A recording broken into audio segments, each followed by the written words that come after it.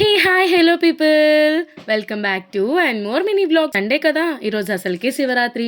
ఇంకా ఫ్యామిలీలో అందరం కలిపి హ్యాపీగా సరదాగా అలాగ మేమైతే బయటకు వెళ్దామని ప్లాన్ వేసాం. అంటే ఏంటి, శివరాత్రి కాబట్టి ఈరోజు ఆర్కే బీచ్లో కోటి శివలింగాలతో శివునికి పూజ చేస్తున్నారని చెప్పి తెలిసింది.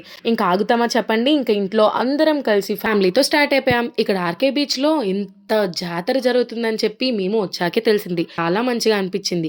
ఇక్కడ చిన్న చిన్న శివలింగాలు కోటి శివలింగాలతో కలిపి ఒక పెద్ద శివలింగాన్ని అయితే తయారు చేశారు. ఇదే కోటి శివలింగాల పూజ అంట.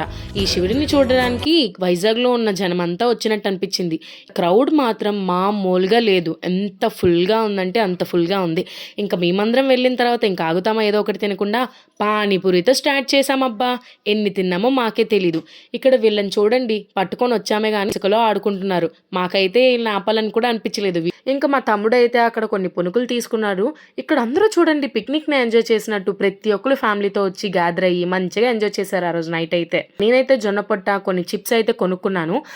మా అక్క అయితే మురి మిక్చర్తో ఎంట్రీ ఇచ్చింది. బీచ్కి వచ్చాక మురి మిక్చర్ తినకుండా ఎలా చెప్పండి.